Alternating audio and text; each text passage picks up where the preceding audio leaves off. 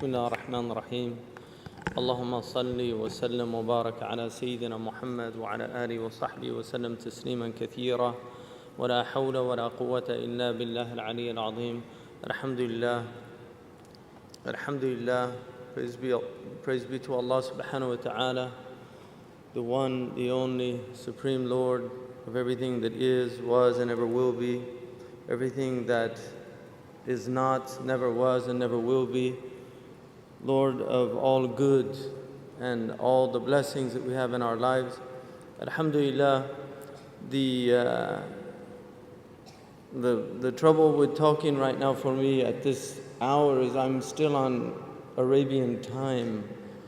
And I don't know for people that have spent time over in the Middle East, when you come back here at about 6 o'clock in the afternoon, you just drop. So I've been 3 months in the Middle East, and I just flew in from United Kingdom, so my body clock is very messed up right now. But alhamdulillah, I didn't see any volcanic ash while I was in England, but I did see the volcanic ash when I was in the Middle East, just on the news and watching what was happening there. And I was really struck by the fact that there's so many extraordinary things that are happening right now that people don't really give them enough thought and consideration.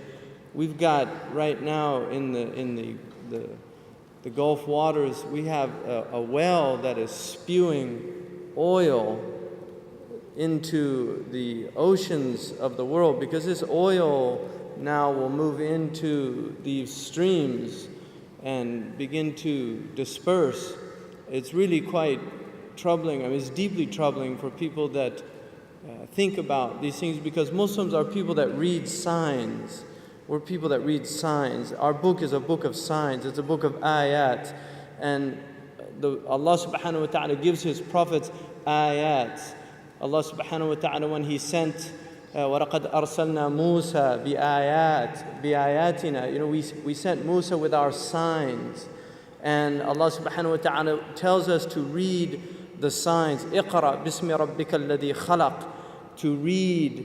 It wasn't simply just the reading of a book, but the book of signs, which is in the universe as well. And natural disasters have always been a source of trouble. Dr. Omar Abdullah Farouk was telling me this morning about the volcano in Iceland that happened over 100 years ago that wiped out 1/5 of the population of Iceland. And he said at that time the central question of the Icelanders was, what have we done? He said that was what they were asking themselves. What have we done that is causing this trouble? And this is something that was true of peoples all over the world. Whenever calamities confronted them, they would always ask themselves. These are people that are in touch with their fitrah, with their inherent nature. They would ask themselves, what have we done? And this is something that human beings have now completely forgotten. We have spiritual Alzheimer's disease. That's what the humanity is suffering from, a type of spiritual Alzheimer's disease. We've forgotten who we are, who we belong to, where we've come from, where we're going, what we should be doing in the meantime. This is the state of humanity wherever you go. You see corruption in unbelievable, unprecedented manners, things that really we haven't seen at this level. And this is a global phenomenon. It's happening all over the globe, and it's something that should cause people of intelligence, it should cause them consternation, it should cause them trouble in their hearts, because these are people that Allah subhanahu wa ta'ala says about them that وَالَّذِينَ آمَنُوا مُشْفِقُونَ مِنْهَا وَيَعْلَمُونَ أَنَّهَا الْحَقِّ, that the people who believe are concerned about the signs of the hour, the signs of the last days. They're concerned about it, and they know that it's true from their Lord. The Prophet ﷺ, in a hadith, which is one of the most extraordinary in terms of purely prophetic vision, is one of the most extraordinary hadiths that we have in the literature that Ibn Abi Shayba relates, in which the Prophet ﷺ said, إِذَا رَأَيْتَ مَكَّةَ بُعِجَتْ كَظَائِمًا. When you see Mecca, when you see holes drilled into the mountains of Mecca, إذا رأيت مكة بعجت كظائمة. The Arabs say بعجت الأرض آبارا, that holes were dug into the earth. The Prophet ﷺ predicted that holes would be drilled through the mountains of Mecca, and he says, وَيَعْلُو بِنَاؤُهَا رُؤُوسَ الْجِبَالِ فَقَدْ أَضَلَّتَ السَّاعَةُ. And you see the buildings of Mecca reaching the level of mountains. You see the buildings of Mecca reaching the levels of mountains. He said, know that the shade of the hour has encompassed the planet. And the believers, when they see these things, it concerns them. The Prophet said, لا تقوم الساعة حتى تزول الجبال عن أماكنها. The end of time won't come until you see mountains removed from their places. When I was in Mecca, there's mountains have been removed from Mecca. Quwa'iquan, one of the mountains that's known as the Ahad al-Akhshabain. When the angels came to the Prophet ﷺ and they asked him if he wanted to see the mountains, that they would يطبقهما على قريش. One of them was Abi Qubays and the other was Quwa'iquan. Quwa'iquan has been removed. It's gone. It's no longer there. The mountain is gone. A mountain that the Prophet ﷺ walked in its shade. A mountain that the Prophet ﷺ probably climbed as a boy. This mountain is now removed. Then the Prophet ﷺ said, لا تقوم الساعة حتى تزول الجبال عن أماكنها. These are signs for people to reflect. The Prophet I was on the Arabian Peninsula with my family, walking on the beach, and I came upon people in a public beach having sexual intercourse in a public beach on the Arabian Peninsula. I'm not making this up. This is the level of fasad that is happening on our planet. The Prophet ﷺ said, لا تقوم الساعة حتى يتهارج الناس تهارج الحمير. That the end of time won't come until people are like animals openly. He said, sallallahu alayhi wasallam, that one of the signs of the end of time is civilized people would walk with their thighs exposed in the marketplaces. بادية الأفخاذ في الأسواق. People, pens, he said, would be everywhere. He said that people, out of their love of the world, you would get two-income families. That people would be two-income families. That he said a woman will out حرصا على الدنيا تعين زوجها على التجارة.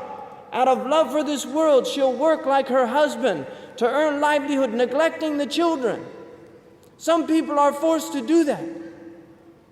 And there's no blame on that. But there's people that just out of love of dunya, they will abandon their children and go out. These are the things that are happening around us. And these are things people have to wake up, because this is a religion that calls people to wake up. To wake up to the opportunity of life. وَذَكِّرْهُمْ بِأَيَّامِ اللَّهِ. When the Prophet ﷺ was commanded to do this, if you look in Surah Ibrahim, all of the verses after that talk about the great things of the past. And Surah Ibrahim it's really, the essence of this surah is about reminding people to have patience, to have gratitude. وَإِن تَعُدُّوا نِعْمَةَ اللَّهِ لَا تُحْصُوهَا إِنَّ الْإِنسَانَ لَظَلُومٌ كَفَّارٌ.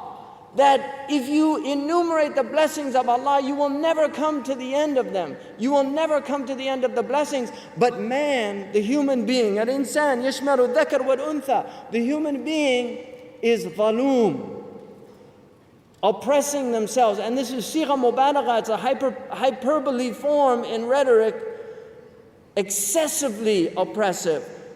And kafar, excessively ungrateful. Showing ingratitude towards the blessings of Allah subhanahu wa ta'ala. The prophets come to remind people to be in a state of gratitude. In Surah Ibrahim, Musa says to his people, تَأَذَّنَ رَبُّكُمْ لَإِن شَكَرْتُمْ لَأَزِيدَنَّكُمْ. That Allah promises, He has announced, declared to humanity, if you show great gratitude, I will give you more. I will give you more to be grateful for.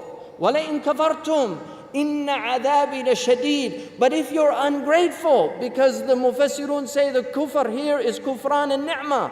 It's being ungrateful for the blessings. This is also for believers and disbelievers. Ibn Ata'illah says, من يشكر النعم من لم يشكر النعم فقد تعرض لزوالها ومن شكرها فقد قيدها بعقالها. That the one who does not show gratitude for the blessings that Allah subhanahu wa ta'ala has given them is exposing those blessings to be removed, to be taken away. And people don't know blessings. You don't know what you've lost until it's gone, like the country western song says. You don't know what you've lost until it's gone. This is the state of human beings. You don't know. One of the great statements of Imam Shafi'i, he said, health is a crown that the healthy wear on their heads. Only the sick people can see the crown. Only the sick people can see the crown. Health, the gift of afiyah, the gift of well-being. You know, I had a beautiful experience in Medina because I've been going for a while and I got very exhausted and I was run down and I had a chest infection that just would not go away. It was 3 months going. I was exhausted. I was getting shortness of breath. I had every test under the sun. And I went to this doctor in Medina because I was completely at a point where literally I just said, Subhanallah, Ya Rabb, I don't have anywhere to turn but to you. I've been to the doctors. They haven't helped me. In fact, I found a beautiful dua in Abwab al-Faraj. And it said, Ya Rabbi, qad ajasa al-tabibu fadawini. بخفي لطفك واشفيني يا شافي أنا من ضيوفك غدوت وإن من أنا من ضيوفك غدوت وإن من كرم المضيف اللطف بالأضياف. That the doctors are incapable of helping me, so you need to heal me. Heal me, O healer. I'm your guest.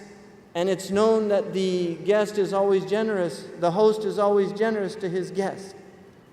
So I said that dua, it's in some lines of poetry, and somebody called me and said, you know, I found a doctor in Medina that might help you. And I went to this doctor. He's an amazing physician, but he really created a paradigm shift in my mind about medicine. He's been practicing in Medina for 31 years. He does hijama, he bleeds people. I got bled. I almost passed out. He brought so much blood out of me. But I'm a believer now. I don't care any doctor in here. They told you that stuff was just superstition. It works. Hijama. The Prophet ﷺ at each heaven was told to tell his ummah to not forget hijama. And the Prophet said that blood explodes. He literally said blood explodes and kills. The Prophet ﷺ was talking about blood pressure, the hidden killer. And they use hijama in Finland in their allopathic hospitals to treat blood pressure. So I went, and you know, this doctor was amazing because he just looked at me. He said, you know what? He said, you're getting older and the body needs rest and you get exhausted. You don't have the energy that you had when you were younger. But then he said something amazing. He took my pulse, he listened to my vital signs, he did my blood pressure, and he just kept saying, MashaAllah, MashaAllah, excellent, MashaAllah, Qal mu'min, muntazim, Allah, Allah, Allah, MashaAllah. He said, system good, kidneys good, heart good, liver good, intestines good, brain good, eyes good, ears good. And he just kept saying everything about, he said, it's all good. He said, you're good. I felt so much better. Because I've been going to all these doctors, they say, you're really run down, you're in bad shape, you're really in need, it's a bad disaster. Oh boy. And you go out there feeling worse than when you came in. I went in with him and I felt great. I was like, it's all good. My heart's beating. It's all working. And that is reminding you of all the blessings. That's what he did. He reminded me of the blessings that I had. And it put me in a state of gratitude. That's what people have to realize. There are so many blessings. وَإِن تَعُدُّوا نِعْمَةَ اللَّهِ لَا تُحْصُوهَا. If you start counting them, you won't come to an end. And as you count them, they increase. Allah gives you more and more and more and more and more. Most of you right now, if you took your thermometer, you'd be at about 98.6. Allah is doing that. Most of you ate today and you digested your food and the energy started going to your body and you had caloric intake and the calories were broken down and you had energy. Allah is doing that. You've been blinking all day long, clearing your eyes. Allah is doing that. You have nasal hairs that protect things from going into your lungs. And then you have cilia on your lungs that's removing things that are harmful to your lungs. Allah is doing that. You've been exposed to bacteria and viruses, and you've got white blood cells in your body that have elevated to protect your body. Today, you're not even aware of it. Allah is doing that.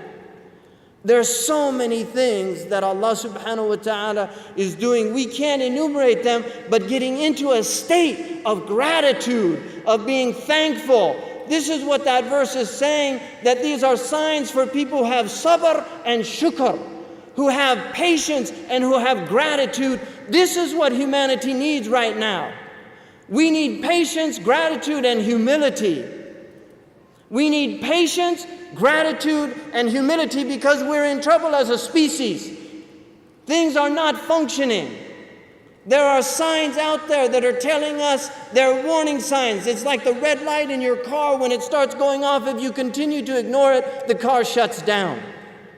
But if you recognize something needs to be done, and you go to the one who knows what to do, and they do a diagnostic, and they tell you this, that, or the other, you need to do these things, and if you don't, your engine's going to seize up. This is true for everything in life.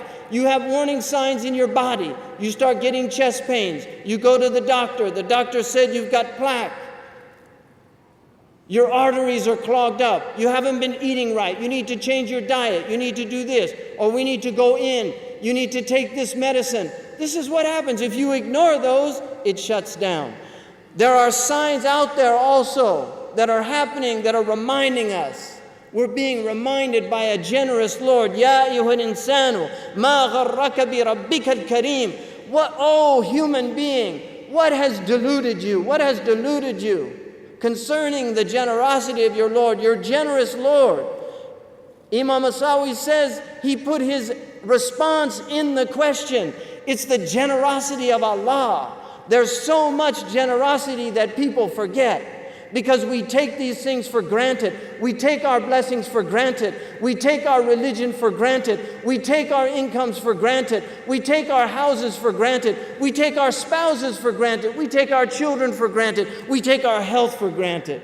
All of these things, this is what human beings do because the human being is kafar. The human being is ungrateful. This is part of the human condition, but our religion is a religion about tanbih al-ghafil, reminding people that are in heedlessness. This is what our Prophet ﷺ did. He came and he reminded people. He reminded them they had a Lord. He reminded them that his Lord was worthy of worship.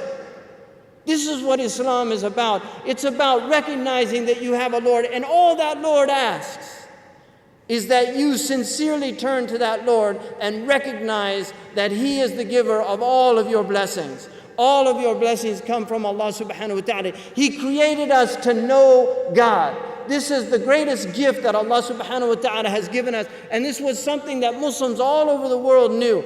There's a poem that almost every child in North Africa memorized for centuries.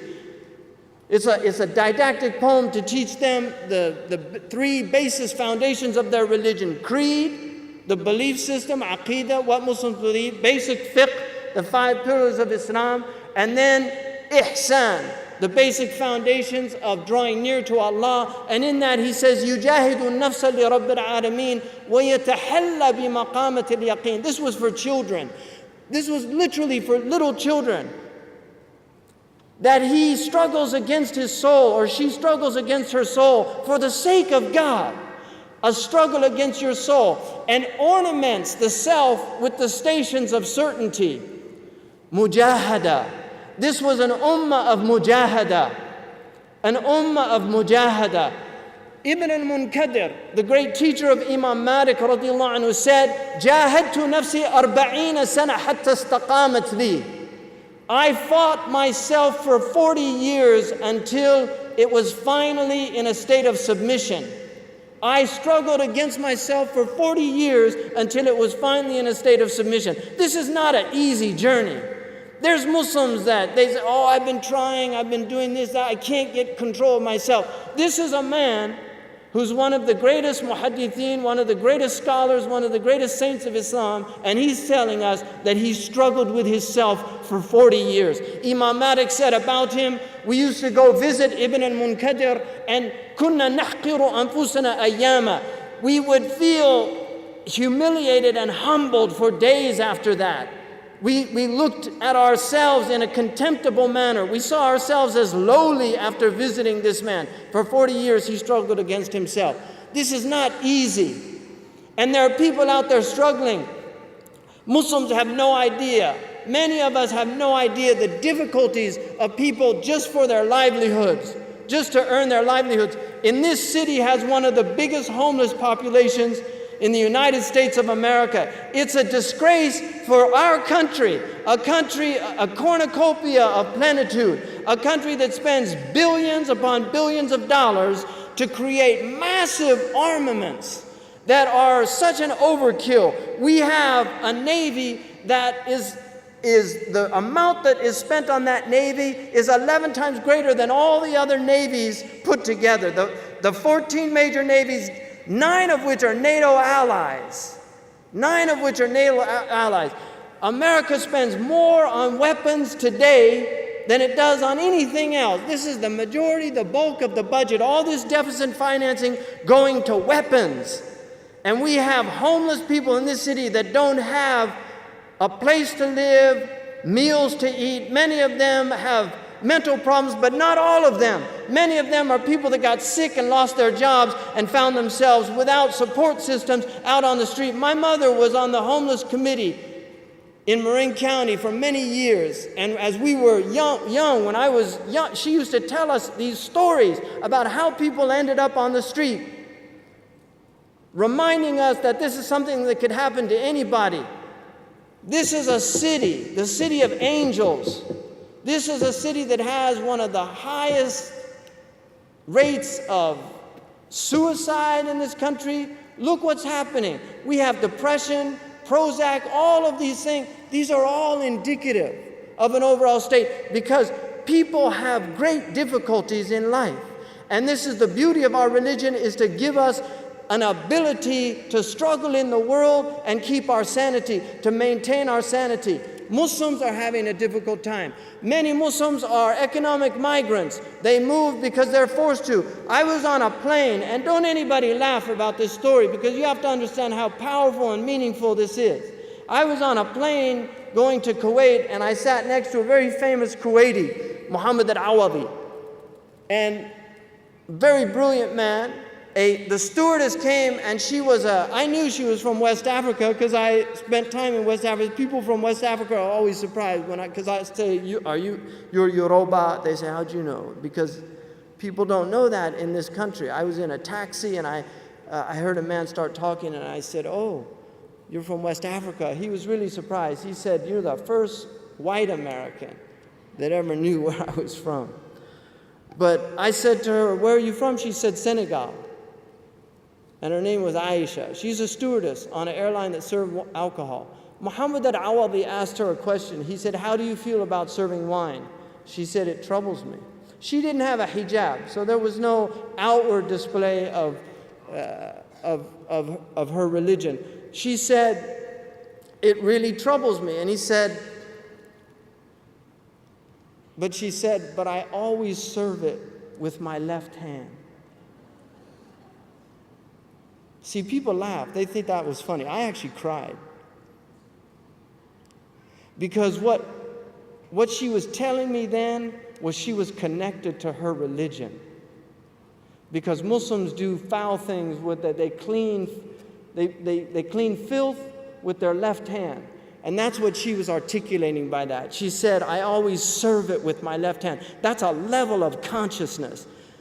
That's a conscious connection with your Lord, despite the fact that she knew that it was prohibited. And then she said, and I always ask the non-Muslim stewardesses in Ramadan to serve it for me. This is what people are going through out there. And there's people that could look at her and look down on her. That woman, I wanted to ask her to make dua for me. That's what people are out there struggling with, holding their religion together. That is the meaning of the hadith.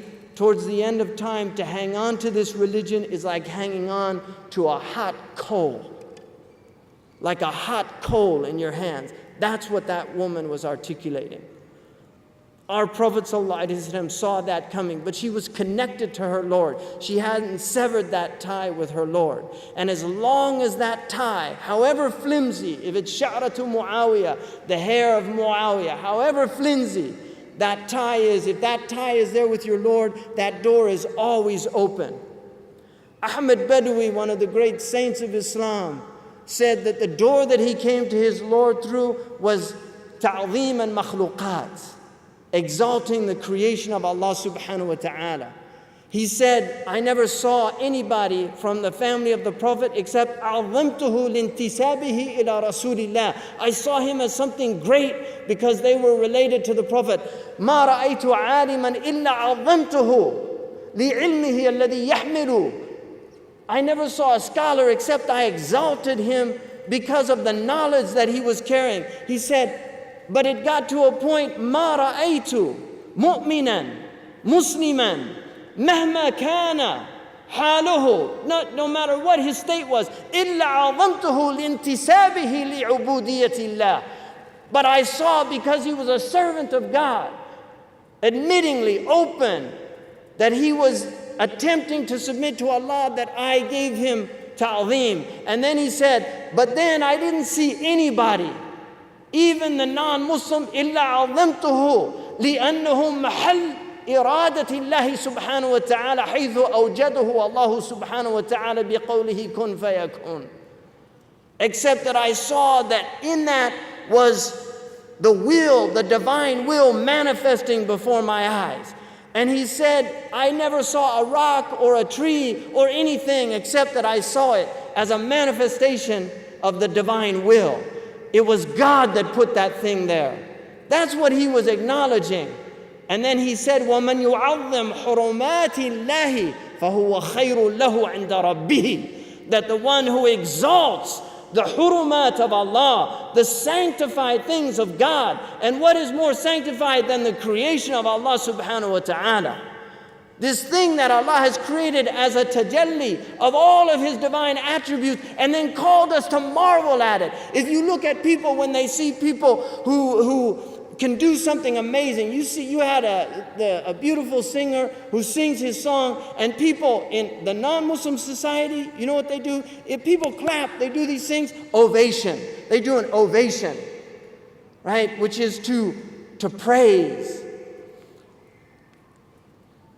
That is because of what's happening in their hearts. They see something extraordinary and they want to praise that thing, because they're seeing something that has affected their souls. So when they see somebody who's mastered the piano and he gets up and plays some extraordinary piece by Rachmaninoff or Beethoven, they all stand up and they clap and clap to say, what an extraordinary thing you've just done before our eyes. How extraordinary. That's what they feel like doing because it's so amazing. And yet, we're in this incredible existence, this amazing creation, stars in the heavens, galaxies. We've got Hubble telescopes that look at the far corners of the universe. The massive expansiveness. We have flowers that bloom before our eyes. We can watch flowers that move across as the sun moves across the sky. The flowers follow the sun. The Arabs call them ubad al-shams. We have animals that can do the most extraordinary things. Elephants that can carry extraordinary weight on their backs, but ants even more extraordinary that can carry many times their own weight. All of these things happening before us. We have women right now in this room. There's a fetus, a baby developing in their wombs. Mitotic cell division at rapid rates. All of these things are happening everywhere. And we don't feel compelled to give God a standing ovation. To stand up before Allah subhanahu wa ta'ala and say, Allahu Akbar, Allahu Akbar, Allahu Akbar. Really to stand in ovation before our Lord. Like people stand before some poor soul who's perfected some little trick on a musical instrument, who can pipe a tune out, and we're compelled to jump up and clap and say, bravo, bravo, and we can't get up for the Lord of the worlds and say, Allahu Akbar. Ma gharraka bi rabbika al-kareem. What has deluded you? What has deluded you? What has taken you away from the praise of your Lord? This is what Muslims are meant to remind people to do wherever they go, to tell people you have a Lord. Our Prophet went into sajda out of gratitude. Our Prophet, when he saw an eclipse, he went and gave God an ovation. He prayed. He stood up and prayed and went into sajda as a testimony to what he was witnessing, a reminder. But those reminders are in every instant. These are just the great ones to pull even the most heedless of people back to attentiveness to their Lord. Things like eclipses, like volcanoes, like oil spewing out into the ocean should tell us, Ya Rab, if Allah wanted, He could destroy all of the oceans. ظهر الفساد في البر والبحر بما كسبت أيدي الناس. This foulness has revealed itself in the oceans and on the land because of what your own hands have been doing, because of what you have been doing. Look at what's happening around us. Have compassion for people out there. Al-Aqra' ibn Habis al-Tamimi, he was a gruff Bedouin man. He was sitting with the Prophet ﷺ, and Hassan and Hussein were there, and the Prophet kissed his two grandchildren. And Al-Aqra' said to the Prophet, أَتُقَبِّلُ الْأَوْلَادِ? You kiss children? And the Prophet said, no. And he said, إِنَّ لِي عَشَرَةً مِنَ الْوَلَدِ مَا قَبَّلْتُ أَحَدًا مِنْهُمْ. I've got 10 children, I never kissed one of them. And the Prophet said, in one riwayah, he said, مَنْ لَا يَرْحَمْ لَا يُرْحَمْ. If you don't show mercy, mercy won't be shown to you. In another riwayah, he said, أَوَأَمْرِكُ شَيْئًا فِي دِينِي لِمَنْ نَزَعَ اللَّهُ الرَّحْمَةَ مِنْ قَلْبِهِ. Do I have anything in my religion for somebody that God has removed mercy from their hearts? This religion, there has to be something already there. If you don't have basic humanity, this religion doesn't work. You have to have basic humanity. إِنَّمَا بُعِثْتُ لِأُتَمِّمَ مَكَارِمَ الْأَخْلَاقِ. I was sent to perfect noble character, to teach people how to treat one another. أُمِرْتُ أَنْ أَتَوَاضَعَ حَتَّى لَا يَفْخَرَ أَحَدٌ عَلَى أَحَدٍ وَلَا يَبْغِيَ أَحَدٌ عَلَى أَحَدٍ. I was commanded to be humble until nobody could show arrogance over another. What does Allah say about people once knowledge has been given to them? وَمَا تَفَرَّقُوا إِلَّا مِن بَعْدِ مَا جَاءَهُمُ الْعِلْمُ بَغْيًا بَيْنَهُمْ.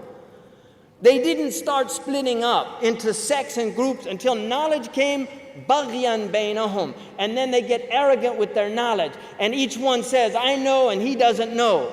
يَعْلُو بَعْضُهُمْ عَلَى بَعْضٍ. This is what Fakhruddin says, that people say, you don't have anything and I have the truth. Knowledge can lead people astray.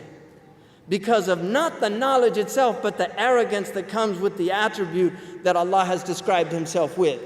Knowledge is an attribute of God. Wealth is an attribute of God. It's the attributes of God. When we take on some manifestation of those attributes in the world, we become arrogant if we're not careful. And this is why the closest way to Allah is through ubudiyah. It's through those qualities that God does not have. Poverty. Poor people are always closer to God throughout the world, wherever you go. The most religious continent on the planet is Africa. 99% of Africans believe in God. Really, you go to Africa. I lived in West Africa. They're humble people. You know, they had a National Geographic, and there was a group of Mauritanian fishermen, and they went out to fish, and they didn't catch any fish. And so, you know what they said? It's our sins. And they went to the Murabit, to the teacher, and they told him, we went out, we used to go out and cast the net, now the fish are all gone. If you want the sabab, the material reason, it's because the Japanese, the Russians, the Americans, they're fishing those waters like crazy. But still, they understood. How does this relate to us? You can blame the other, but it's happening to you. And he told them to make tawbah. This is on the documentary itself. He told them to make tawbah, to ask Allah. And they did that, and then they went out, cast their nets, and fish came into the nets. That's fitrah people. Those are people of fitrah. The United Nations announced last week that the fish are going from and this is Ibn Abbas in the tafsir of the verse Dhahar al-Fasadu in Surah Al-Rum, that the corruption has revealed itself in the land and on the sea. He said in the sea, the diminishment of fish because of the sins of people. Tuna is going to be extinct in 25 years. I would argue that we should have a moratorium on eating fish until the oceans can replenish themselves. That it's now become unethical to eat fish, because I want my children's children and everybody else's children's children to also be able to not only eat fish and sustain their bodies with the protein of the sea, but also to be able to marvel at what's in the sea. Because we know that the fish actually ask forgiveness for those believing people. They ask forgiveness. And maybe the sins are getting so bad, those fish that were asking forgiveness are being removed from the planet. There's a lot to do. This community is an important community. You're in the United States of America. This country is going through immense problems right now. We have 2 wars they're worse than mistakes. A mistake is something that there's some redemption in mistakes. But when you have gross injustice, when the Pope tells you, the Pope, one out of every 4 Americans, 25% of Americans are Catholic. When the Pope tells you that this is an unjust war and you claim to be a Christian, and here's somebody who's working with traditional Christian ethics, and he says the war in Iraq does not fit just war criterion in the Christian religion. That's a bad sign. Because if you go against your own teaching, and many of these people claim to be Christians, if you go against your own teaching, you have no aid from God. And we believe, see, people get upset or get uneasy when you say these things, even though if you read the second inaugural address of Abraham Lincoln, he argued that much of the tribulation that was happening during the Civil War was a direct result of the sins of the American people that were perpetrated against African Americans. The sin of slavery, the sin of the injustices towards a minority population that were being treated as less than human. If you said that now, you're laughed out, you're made fun of on television. But we have a religion, لَا يَخَافُونَ لَوْمَةَ لَائِمٍ. We're told not to fear the blame that's heaped upon you by people that throw blame at you. We believe that when you do injustice, God does things to you. It's cause and effect. You can't change that. And Americans, we have to ask ourselves, all of these tribulations that have afflicted us, where are they coming from? Maybe we need to reassess. return to God, ask forgiveness, admit that we were wrong, admit that 1 million Iraqis did nothing to deserve death as a result of the American invasion of Iraq. Just admit that. It was wrong. People were killed that should have never been killed, and it was wrong and unjust. Just admit that. Admit that going in to Afghanistan to attack a whole nation because of the actions of a criminal gang inside that nation, no criminal justice system could do that. Now, they're finally beginning to discuss this problem in foreign affairs, foreign policy.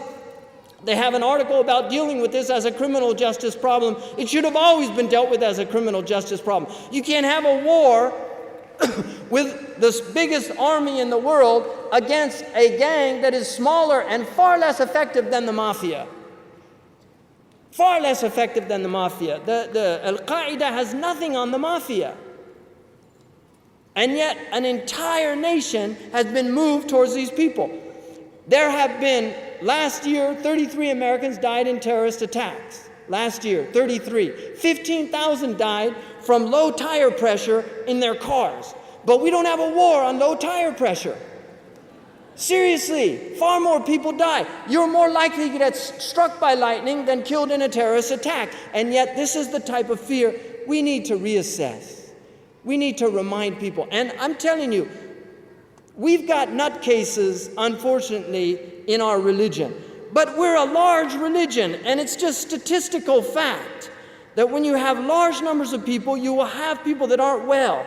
You'll have people that are not well, and then if you compound that with bombing those people, with aggressing against those people, then unfortunately people are going to get upset. And we need to remind people, we do not justify terrorism. I don't think anybody in here believes in terrorism, and if you do, I hope that you stop believing in it, because it's simply wrong, whether it's a state terrorizing a people or small groups of vigilantes terrorizing peoples within a state. Either way, terror is wrong. It's wrong to terrorize people. We're people that believe in rules of engagement. We're people that believe in international law. We have law. International law was invented by the Muslims. Ahkam al-siyar. There was no international law before the Hanafi madhab. It didn't exist. Muslims invented international law, but when you say international community, the international community, and you don't include 1/4 of the population, which is Muslim, you exclude that part of the international community, and then the international community becomes the G7, and then you say, why can't these people just get on the program? Why can't we get on the program? Because we're not on the program. لن ترضى عنك اليهود ولا النصارى حتى تتبع ملتهم. They won't be pleased with you until you do exactly what they say. Well, unfortunately, that's not the way the world works. You might want to conquer the world, but the world might not want to be conquered by you. We have to recognize, and we're here in the United States of America. You know, this is Memorial Day. This is Memorial Weekend to remember, really to remember. There are many people that sacrifice. Many of you we're living the fruits of sacrifice. That's real.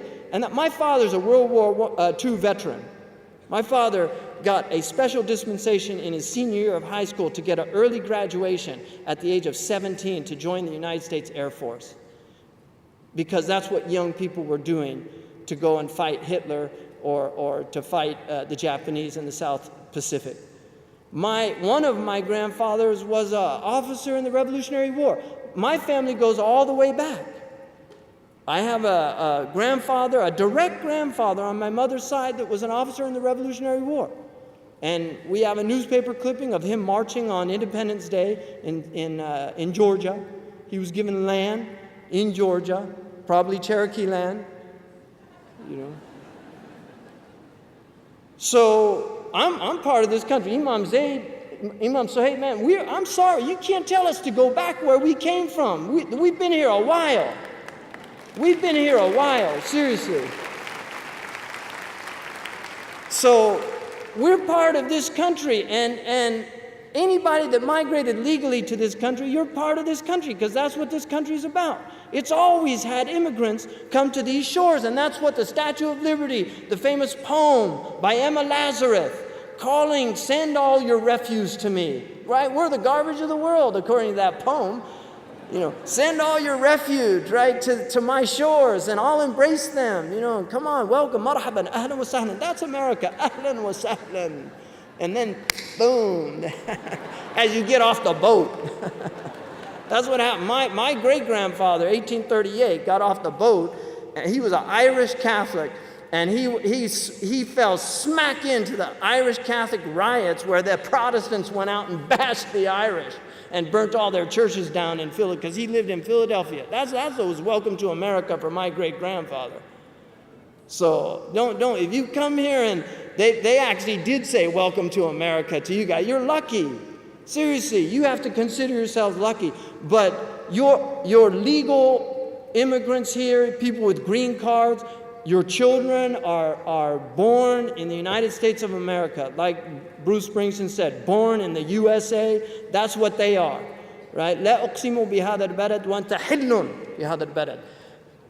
God swears by this land, and you are a legal citizen of this city. The Prophet is hil in the city of Mecca. They had no right to chase him out. Everybody's here for right. We have to obey the laws, law-abiding citizens. We have to be productive citizens. Many of the Muslims are providing great services to this country. And we have to let the people that are afraid, there's people that have fears. You need to let them be aware that we're here for good. We have every once in a while somebody that is related to our religion is misguided, thinks they're doing a good deed. There's Christians that go and shoot abortion doctors thinking they're doing a good deed, or blow up abortion clinics thinking they're doing a good deed. People in all religions go wrong. We had a rabbinical student, we as a species, not me, but we as a species had a rabbinical student in the state, in Israel, who killed Rabin, shot him believing he was doing something that was good based on his religious training. Religion goes wrong, secularism goes wrong, people go wrong. But the only way that you can ensure that you're going to have the best conditions is by, one, inculcating mercy in people's hearts, but also inculcating a sense of justice and honesty in people's hearts. If you don't have justice, you're going to have troubles.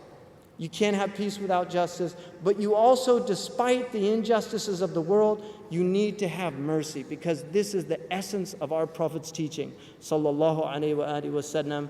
وَمَا أَرْسَلْنَاكَ إِلَّا رَحْمَةً لِلْعَالَمِينَ. Assalamu alaikum wa rahmatullahi wa barakatuh.